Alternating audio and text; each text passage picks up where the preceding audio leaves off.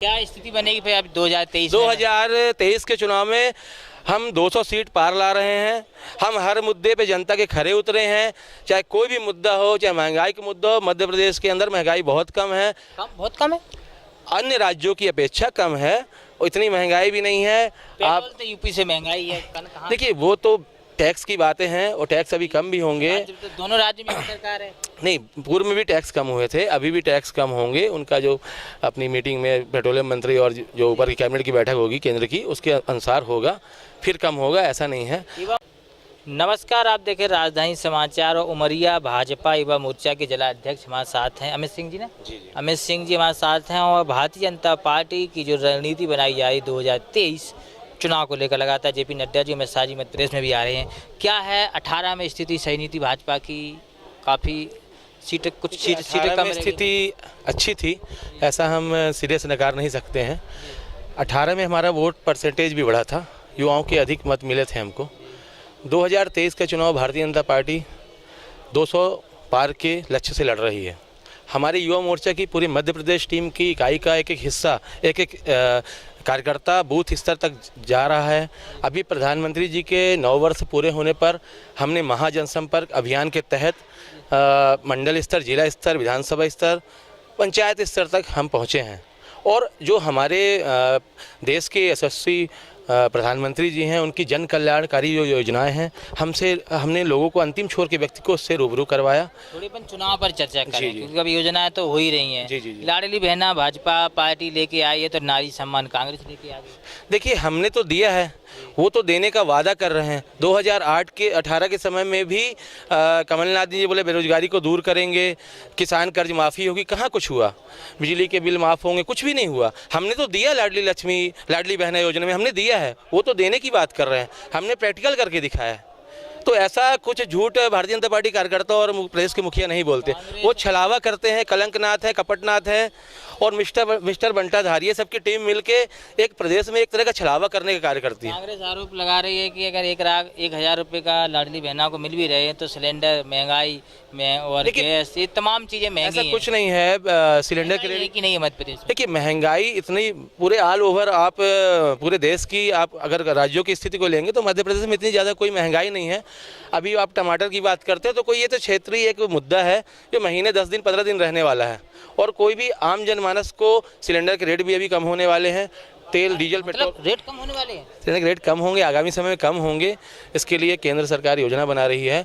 लाडली बहना तो हमने दिया है, इस राशि को बढ़ाकर कुछ दिन बाद 3,000 रुपये भी करेंगे हमारे प्रदेश के यशस्वी मुखिया। पूर्व में भी बैगा जनजाति की महिलाओं को 1,000 रुपये सम्मान स्वरूप मिलते थे। अब प्रदेश के मुखिया ने आम जनमानस के दर्द को समझा और अधिक राहत देने के लिए लाडली बहना योजना को उन्होंने लाया है, और उन्होंने चरितार्थ करके दिखाया है। कोई ढकोसला, झूठ, बयानबाजी नहीं की है। जिस तरह कमलनाथ की सरकार ने 15 महीने के अंदर छलावा किया, युवाओं को ठगा, बेरोजगारों को ठगा, ऐसी कोई बात हमारे प्रदेश की मुखिया नहीं करते। लेकिन बेरोजगारी बड़ा मुद्दा बना मध्य प्रदेश। नहीं, ऐसा सीखो कमाओ योजना के तहत नहीं, तो आप प्लेटफॉर्म देते रहते हैं प्रदेश के मुखिया, चलता रहता है। कौन कमा लेगा हाल में? बिल्कुल नहीं, लास्ट ईयर इसकी क्राइटेरिया बना हुआ है। लास्ट ईयर 2 साल के पहले आपको ग्रेजुएट और पोस्ट ग्रेजुएट होंगे, उनको इस योजना का लाभ मिलेगा।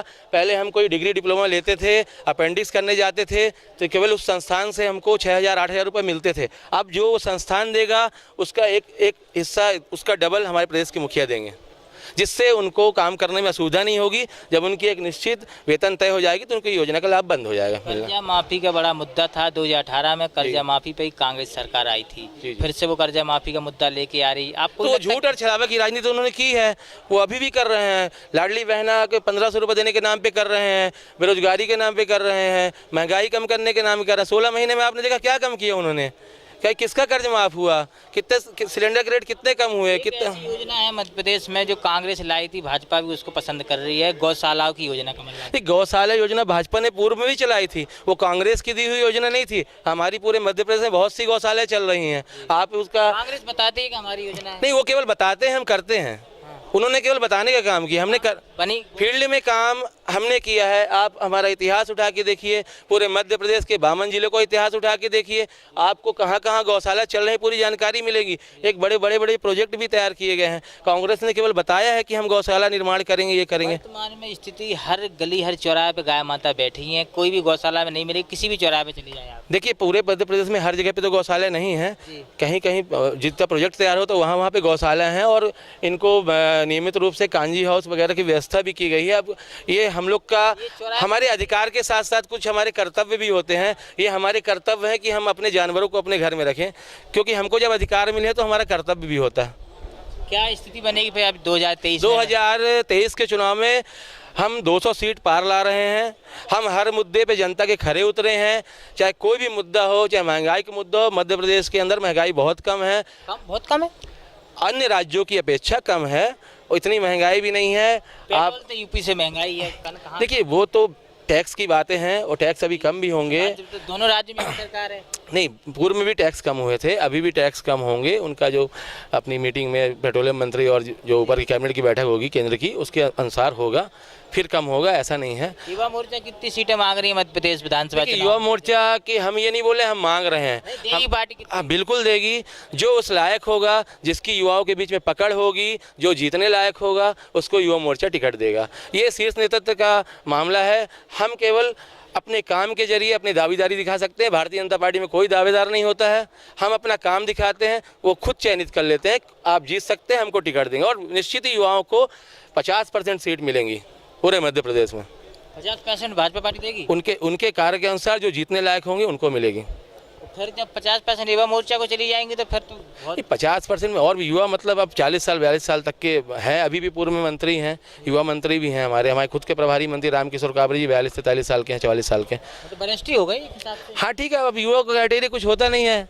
अब युवा क्राइटेरिया 40 साल भी हो सकता है, 45 साल भी हो सकता है। कोई ऐसा नहीं कि 18 साल की 25 साल के युवा को ही मिले टिकट। तो बड़े तीखे सवाल थे, अमित सिंह ने जवाब भी दिए उसके, कमलनाथ जी की योजनाओं का भी उन्होंने जवाब दिए हैं। तो युवा मोर्चा के जिलाध्यक्ष हैं और तमाम क्षेत्र में घूम भी रहे। जुड़े मानसानी उसका रिपोर्ट, भाजपा कार्यालय भोपाल।